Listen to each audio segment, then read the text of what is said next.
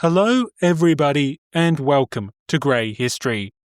Today's episode is a special collaboration with Gary from the French History Podcast. To mark Grey History's French Revolution tour, Gary and I explored revolutionary Paris through 3 key landmarks.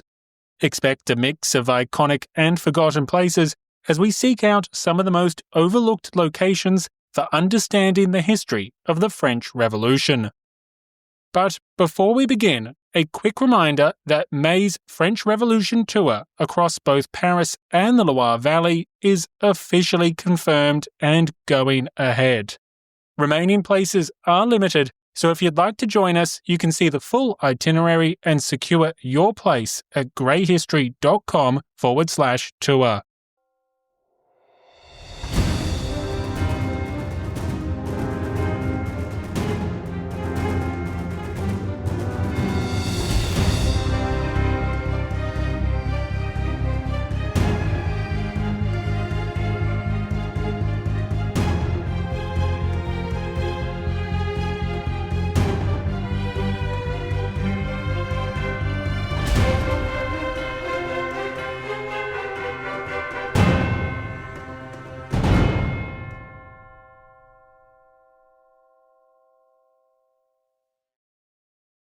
Thank you so much for being on the show, William Clark. You are a fellow comrade in the charting of French history with your fantastic podcast, Grey History, French Revolution, and Napoleon. Congratulations on your success. And as we dive into both this podcast and also this exciting upcoming project you've got going, tell us just a bit about your podcast and perhaps why my listeners should add it to their playlist, aside from perhaps the incessant need that many have to get a little French Revolution and Napoleon in their life, because my podcast is still in the medieval period. So aside from that, what are the strengths of your pod? Well, Gary, I don't want to rush you out of the medieval period because I'm completely up to date on your show and I'm quite enjoying an earlier tour of French history. So you're in no rush to join me in the modern era. But yes, hello everybody. My name is Will Clark and I am the host of Grey History, the French Revolution and Napoleon. It is a long-form history podcast where we're slowly working our way through the revolutionary era in a roughly chronological order. The backbone of the show is scripted storytelling, but I also interview historians occasionally as well.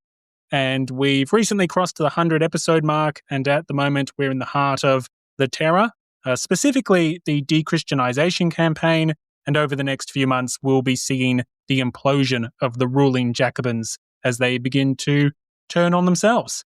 The show is called Grey History because of its focus on historiography, so there's a big emphasis on comparing the different experiences of contemporaries and the different conclusions of historians. Essentially, the core premise of the show is that history isn't black and white, and so we should try to appreciate the ambiguities and nuances of the past as we explore what happened.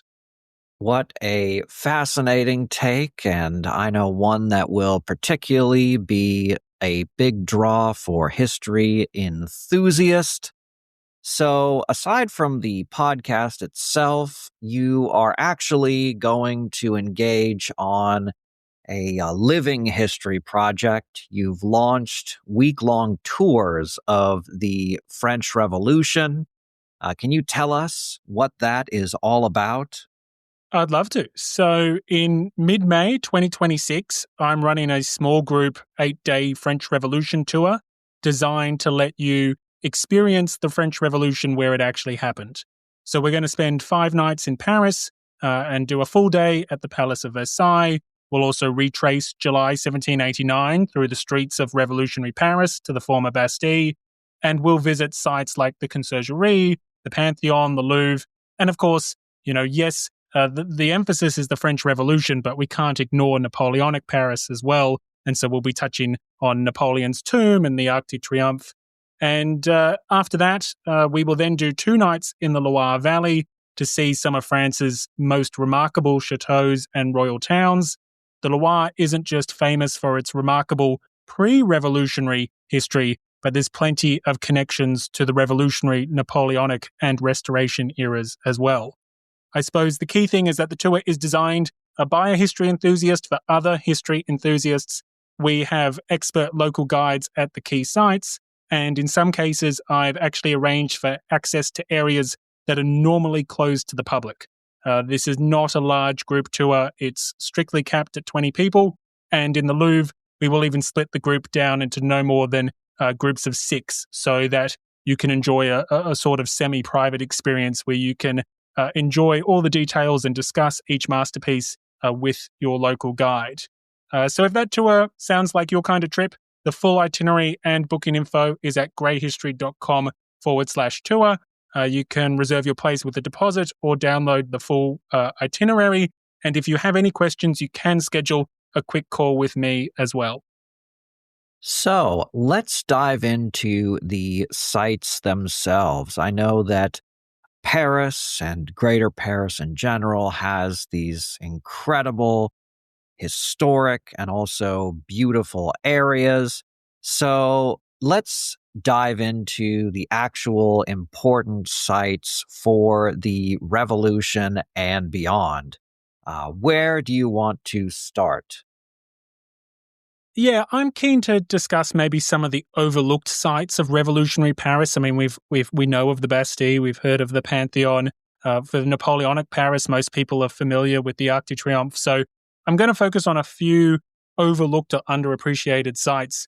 But in saying that, I'm actually going to start with one of the most iconic landmarks in France. But I'm going to start with it because surprisingly, few people associate it with the French Revolution, and that's odd because it is a product of the French Revolution. And so I want to start with arguably the most famous museum in the world, and that is, of course, the Louvre.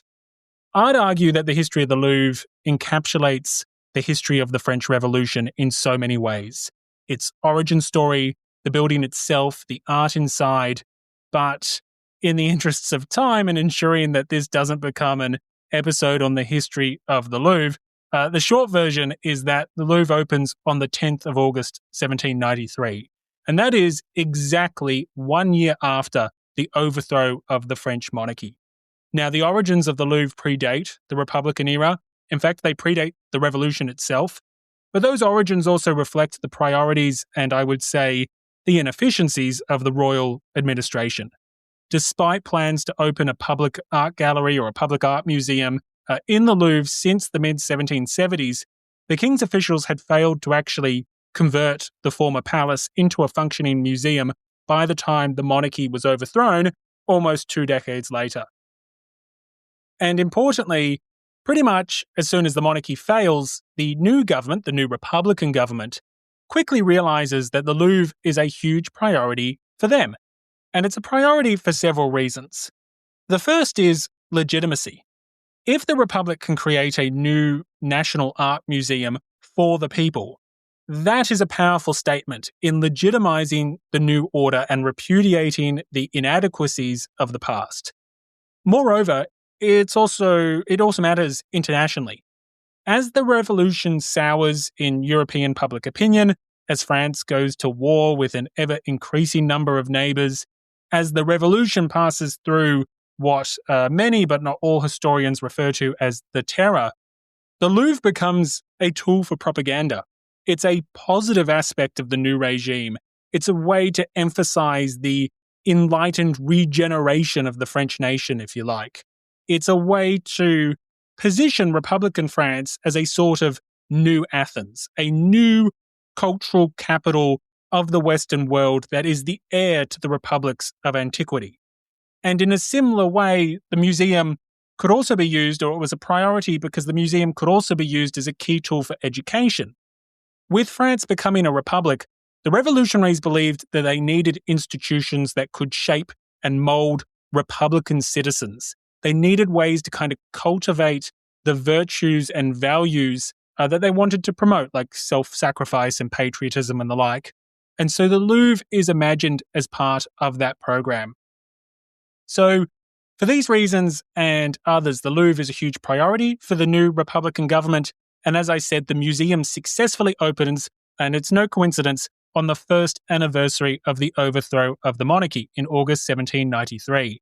And in that sense, the Louvre is unmistakably a product of the French Revolution, as it tried to legitimize itself against a monarchy that had long tried and failed to accomplish the same feat.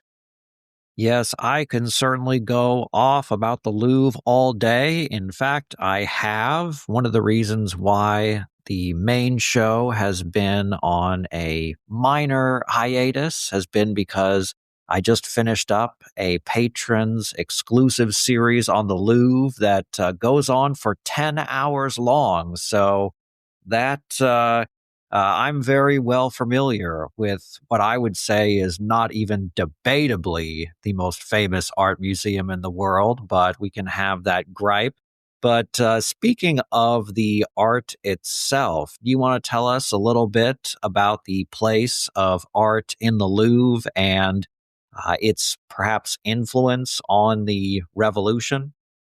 Yeah, I think the art in the Louvre, I mean, obviously you can make the case that the building encapsulates and represents the French Revolution and is an important revolutionary site, but so is the art within. And I think you can tell a story about the broader collection and then stories about individual artworks. As a starting point, a great deal of the initial collection was actually created through nationalized and seized art from the church, art from royal properties, from emigre nobles. In fact, the building itself is a former royal palace, and that is a seized asset after the overthrow of the monarchy. Importantly, under Napoleon, these seizures then go international. Under Napoleon, the Louvre enters a kind of golden age, and during the French Republic and then the Napoleonic era that follows, it becomes stacked with work taken from across the continent. It's under Napoleon that the Louvre reaches its zenith and cements itself as the leading model for what a national art museum can be.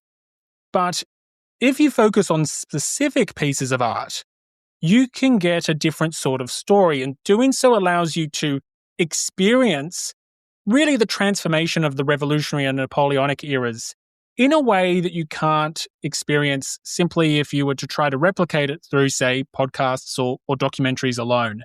If you take the work of Jacques-Louis David, for example, he's a revolutionary artist, he's a revolutionary himself, and if you look at the paintings that were created only a few years apart, before the revolution, during the revolution, and then under Napoleon, you can watch as values and ideals and as priorities shift between each canvas, which are practically side by side. And in some ways, the most revealing parts, I think, is actually the pre-revolutionary art. It's the art that most people don't think of, but you can already see in these artworks the kind of values that are going to explode onto the political scene just a few years later, the ideas around virtue, patriotism, self-sacrifice. These canvases act as a sort of time capsule, but they also let you see what's building underneath. And this ultimately, these ideas will explode and shape the political world and the art that follows. And being in the Louvre allows you to see this in a way that you can't if you're anywhere else. But it also allows you to experience it. I mean, some of these artworks are enormous. David's painting on Napoleon's coronation is about 20 feet high by 32 feet wide, which is like 6 by 10 meters. And that scale is just simply phenomenal. And you can't capture the beauty of that artwork or the skill that it took to produce it, or indeed the intended propaganda effect of the regime which commissioned it, unless you're standing in front of it and in an environment that has been purpose-built to intensify the statement the artist or the regime was trying to make. So what I like about the Louvre as a revolutionary site is that the building encapsulates royal reform, royal incompetence, revolutionary priorities and visions, the nationalization and seizure of properties, but then the collections themselves have their own story. the changing values, the competing ideals, the rise of the Republic and the Napoleonic era. It's one of the few places where you can see so many expressions literally side by side of the Revolutionary and Napoleonic eras. And to fully grasp these expressions, you actually have to be standing before these paintings, which, as I said, at times are more than 30 feet wide. And a truly unforgettable experience. And the Louvre is going to be very different, I hear, in the coming year because the Mona Lisa will finally be put in its own room so you can admire some of the works of Jacques-Louis David and other great figures from the era that you're looking at without having a giant crowd of people all trying to take blurry photos of this famous woman. So I highly recommend going to the Louvre. It's always a good day to go to the Louvre. Go there, have some fun, maybe leave with a couple priceless artifacts because the security guards are asleep. Good times all around. But aside from the Louvre itself, tell us a bit more about what you call the overlooked sites of the French Revolution and why you want to highlight these and their importance during your tours. Yeah, so I started off with a bit of a cheeky answer because while the connection to the French Revolution is often overlooked as it relates to the Louvre, it is, of course, one of the most iconic landmarks of the world, as one of the most famous global museums. My next suggestion is also cheeky, but for a slightly different reason. It is definitely overlooked. The issue is that it's technically, I'm technically leaving the city of Paris because we're going to Versailles, and not the palace itself, but specifically its tennis court. What I love about the tennis court at Versailles is that this is where rhetoric became momentum in 1789. It's the cradle of the constitutional monarchy. It's the principal site where political authority shifts away from the king and moves to the nation in the form of the new National Assembly. And in a nutshell, without getting into the whole revolutionary history, but the elected representatives of the Third Estate, the commoners, had been summoned to participate in an archaic institutional body known as the Estates General. And a constitutional crisis had been simmering for weeks. The Crown wanted help with a bankruptcy crisis. The deputies of all three estates wanted their own version of political reform, and so the result was deadlock. And a few days earlier, on the 17th of June, 1789, the deputies of the Third Estate had declared themselves unilaterally the National Assembly. Now, the monarchy tried to put a stop to all these shenanigans, unsurprisingly, and in closing their regular meeting room, the Crown unintentionally funnels these deputies to a nearby alternative, in this case, a tennis court. And it's here, in this tennis court, and to be clear, the tennis court is a building rather than an open lawn court like what you might think of today. It's in this building that the deputies bind themselves together with the so-called tennis court oath. And what they do is they vow that they will not separate until France had been given a written constitution. And they also empowered themselves with the full authority to decide matters of taxation. So when people ask where the constitutional monarchy began or where the revolutionary project really erupted in a way that kind of crossed the revolution to a point of no return, it's this room and the associated oath that I think is one of the key answers. So there's a few reasons, in addition to its kind of historical importance, that I particularly like this site. And as I said, it's criminally overlooked. One is the architectural contrast, and that might sound a bit nerdy, but hear me out. Versailles is a monument to absolute monarchy. You walk through the palace, you walk through the gardens, and you're struck by the scale and by the majesty of what's been built. And there's a reason for this, and that's because it was deliberately designed that way. And there's also a reason why this is one of the most visited sites in the world. And then you step into this tennis court, and as I said before, it's an indoor tennis court. And this tennis court, it's plain. It's so stark compared to the palace next door. It's practically naked. And that contrast does something really useful. it tells a story that is difficult to encapsulate just in words. I mean, Versailles physically embodies and it then imposes on you these ideals of hierarchy and privilege. And then you walk into this tennis court and you get something that embodies austerity, perhaps equality, and certainly the nation. Now, I don't want to romanticize this too much. I mean, this is a tennis court. Tennis at this time is a sport for the aristocracy. It is not the pastime of the everyday man. But the simplicity of the space, I think, reinforces the contrast to what's just outside. And it lets you focus your attention on the importance of what occurred within. And, sure, this is not a building that represents a spectacle, but it does represent power and the transition of power from one man to the nation as a whole. And the other thing I like about the tennis court is the art inside. There are some striking pieces of art, including a huge painting based on Jacques-Louis David's initial sketch of the tennis court oath. It's not his painting, but it is based on his original design. And what I love about this is that this encapsulates the revolution's complexity. If you look at the figures depicted in that painting, within a few years, many of them are dead or at least discredited.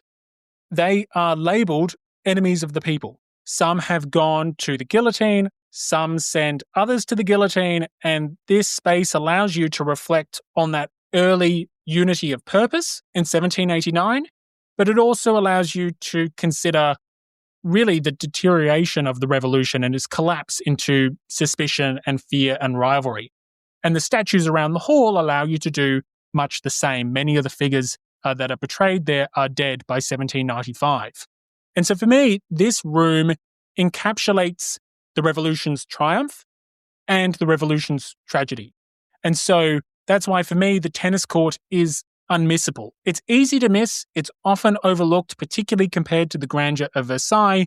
But if you want to experience the revolution where it actually happened, it's a real shame to miss the tennis court.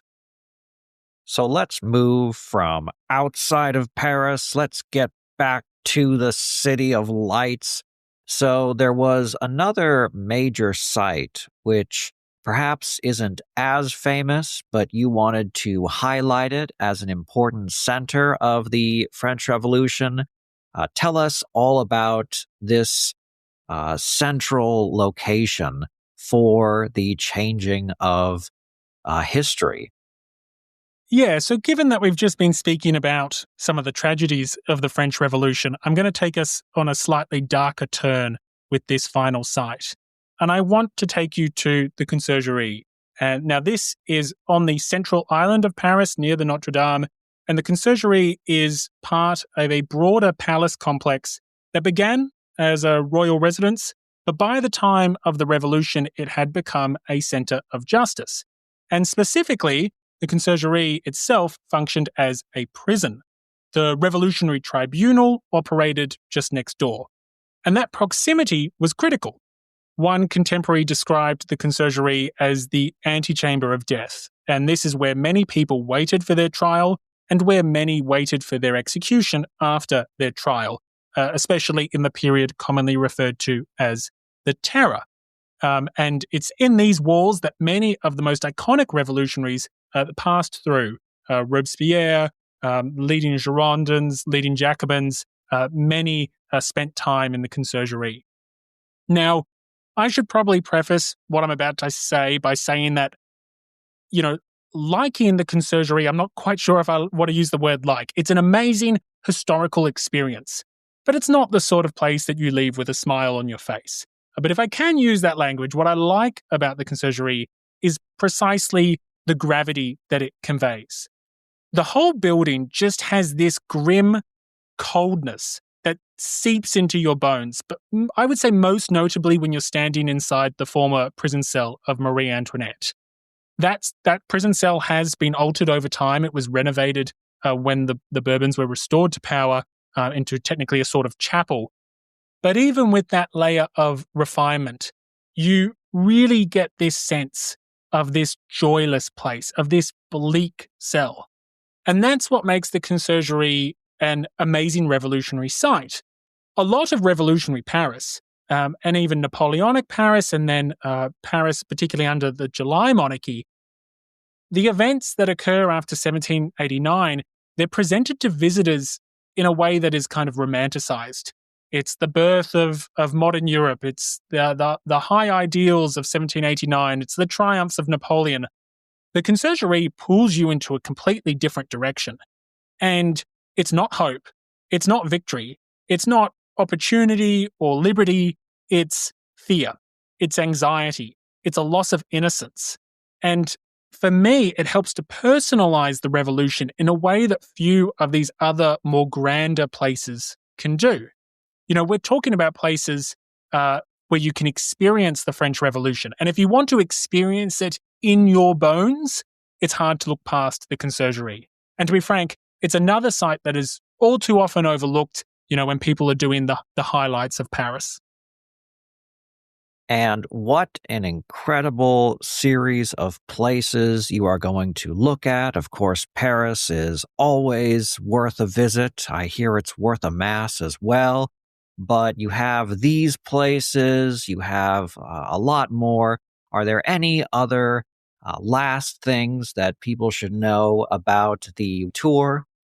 Yeah, so one question that I'm getting a lot is if solo travelers are welcome, and they are absolutely welcome. In fact, I suspect that a majority of attendees for our May tour will be traveling by themselves. You can either take a private room with a single supplement, or if you're happy to share, you can be matched with a roommate in a twin room. And as I said, we've got a lot of solo travelers that have already booked their ticket, and the tour is designed so that you can enjoy history with other people who also have a passion for the past. So, do you want to tell us the dates and perhaps where to go to book your next vacation? Yeah, so it's Tuesday the 12th of May to Tuesday the 19th of May. As I said, it's 8 days, 5 nights in Paris and 2 nights in the Loire Valley. And you can go to greyhistory.com/tour.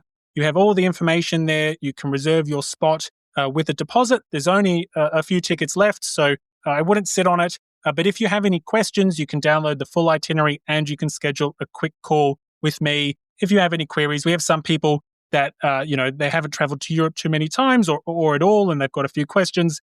We've got some, veterans with us that were only in Paris last year, but, they want to come along and do a tour with a whole bunch of other history lovers and really, experience history in a really deep and meaningful way where it actually happened. So that's greyhistory.com/tour, and you can go from there. So thank you very much for telling us all about your exciting forays into living history. For all those who keep asking me, when is the next episode coming out? Well, if you want another podcast to tide you over, perhaps one which will scratch that French Revolution itch, check out Grey History, French Revolution, and Napoleon. Thank you very much for being on the show. Thank you for having me. Thank you for listening to this fantastic episode with Gary from the French History Podcast. Make sure you check out Gary's show wherever you listen to podcasts, as I thoroughly recommend it. And a final reminder that Grey History's French Revolution Tour in May 2026 is officially confirmed and places are limited. You can view the full itinerary and secure your place at greyhistory.com/tour. Don't wait, as spots are limited and prices increase on the 21st of January. Thank you for listening. Stay safe and have a great day. Grey History is brought to you by its amazing community members, including the heroes of the Revolution, Brian, Jeff, Kevin R., Scott, Howard, Hilberto, Kevin S., and Griff. Join in the amazing heroes of the fantastic champions of the people: Cindy, George, William, Laura, Daniel, Monica, Adam, Tom, Eyal, Harold, David, Alistair, Jeff, Ritus, Dan, Paul, Danny, Matthew, Sophia, Kevin, Scott, Jersey, Alvaro, Eric, the whole country of Luxembourg, Randy, Barbara, and Roby.